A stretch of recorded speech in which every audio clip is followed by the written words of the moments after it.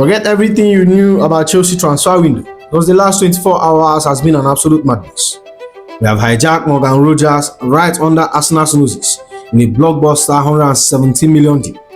Xabi Alonso personally played a huge role in convincing him, and there are also major twists involving Alejandro, Garnacho, Nicolas Jackson, and another huge defensive target. We have got exclusive update from David Ornstein, Fabrizio Romano, and Ben Jacobs. So let's break down everything you need to know. But before we dive into it, if you are new here, welcome to the channel. But if you have been following me for a while, you know the rules. Help your boy get to that 10k subscriber mark. Let's dive into it. We are starting off with an absolute tactical masterclass of a hijack, and I'm here for it. Let's break down exactly how we just snatched Morgan Rogers right out of Arsenal's hands, because the details emerging over the last 24 hours are wild. First, let's look at how the news broke from the heavy hitters. David Ornstein dropped the initial bomb. Exclusive: Chelsea has reached verbal agreement with Aston Villa to sign Morgan Rogers. Bid of £117 million accepted by Aston Villa and being finalized. 6 + 1 year contract. Medical on Monday. Arsenal interested, but 23 years old attacker wanted Chelsea. Xabi Alonso instrumental. Then right on clue, Fabrizio Romano tipped in with confirmation.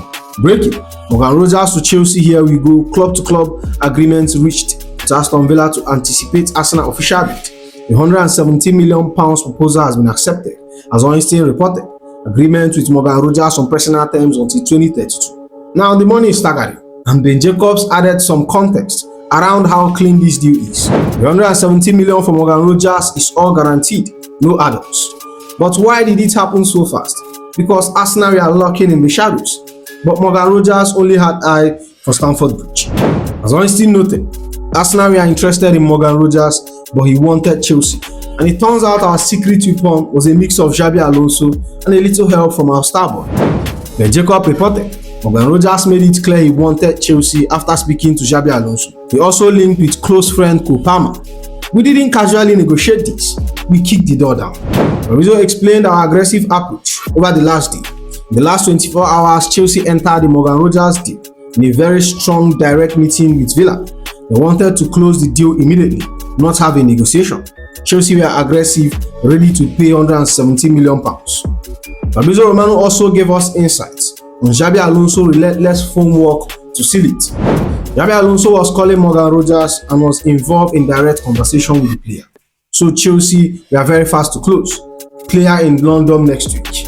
But if you are wondering where he fits in our squad, Ben Jacobs has laid down the exact pitch we gave him. Chelsea pitched Morgan Rogers as a left-wing starter.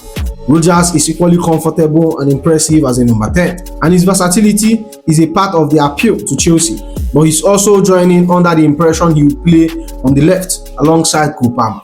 Xabi Alonso and Vedat Egbali played a key role in convincing him to join. Honestly, this is a spectacular piece of business, and Fabrizio Romano actually described how close Arsenal were to getting him before we actually pulled it off. He states, a big hijack by Chelsea for Morgan Rogers. I would actually describe it as a pre-hijack. Arsenal were in very advanced talk with the player and they are going all in. The player had some tactical doubts with Arsenal, who plan to meet Villa. Look, Arsenal fans are already copying online, deluding themselves into thinking they don't just want to overpay. But let's be real, they forget that if Morgan Rogers actually wants to play for them, he would simply have told Aston Villa he wasn't going to Chelsea. If he did that, Villa would have been forced to accept Arsenal's offer or keep an unhappy player, but he didn't. He wanted us. Xabi Alonso was obviously a massive draw here and played a huge role in getting this over the line. For us to drop this kind of money for a player of Rogers' caliber is a massive statement of intent. It proves that Chelsea will still completely mean business. But who says we don't have food? Think about it. Marco Palestra was practically on Inter Milan shirt. Morgan Rogers was destined for Arsenal. And our rivals keep laughing, saying Xabi Alonso would never join us. Look at all of them. All of them are Chelsea. And it reminds me what Cristiano Ronaldo said last year. Be careful, Chelsea is always Chelsea. Now, I know the £117 million fee is going to be a heavy debate. And honestly, I get it. It's an extraordinary amount. And if I'm being completely objective, it feels too high. But we have to face the reality. The 2026 transfer window is absolute nuts. And it doesn't look like the madness is stopping anytime soon. Now, while we are busy getting the Morgan Rogers deal sorted out with Aston Villa, Some other massive names were thrown in those meetings that we have to absolutely talk about. And this is where it gets interesting for us. First, there was a shocking mention of Alejandro Garnacho during the negotiation. Fabrizio Romano broke down the exact situation. Garnacho was mentioned in the meeting with Chelsea and Aston Villa during the Morgan Rogers deal. However, it's not concrete and the player priority is to explore other options. He has an offer for Roma who are going big for him. The fact that we are already open to letting Alejandro Garnacho leave just after one season shows how ruthless we are being under Xabi Alonso. He's not even training with the main squad right now, while we try to find a permanent team. Because let's be clear, we are only accepting a permanent deal or an obligation to buy. None of these cheap Italian loan offers. But Garnacho wasn't the only one on the table. During that frenetic 24 hours window, we also had talks about Nicolas Jackson. Fabrizio Romano dropped this update. Nicolas Jackson among the names discussed between Aston Villa and Chelsea during the contact over last 24 hours. Unai Emery loves Jackson since they used to work together at Villarreal, plus was also a target last summer. Honestly, them taking one off our hands wouldn't be a bad idea. If Unai Emery wants to bail us out and reunite with Jackson at Villa, I'll personally pack his bags. We all know Jackson creates absolute chaos and had some big moments. But if we can use Villa's obsession to balance our books after spending £117 million on Rodgers, we have to take it. Xabi Alonso is clearly reshaping this squad into a high IQ, metric-driven machine. And if Garnacho and Jackson doesn't fit the long-term vision, moving them on is smart business. But moving on, the Morgan Rogers deal is just the appetizer. Our board is staying incredibly active. And now the focus has completely shifted towards fixing our backline under Xabi Alonso. And the absolute main target on our radar right now is Crystal Palace centre-back Maxence Lacroix. But of course, because we are interested, our favourite neighbours from North London decided to pop their head in. And the latest update shows that a major competition is brewing. First, we heard about the initial interest and the inevitable competition.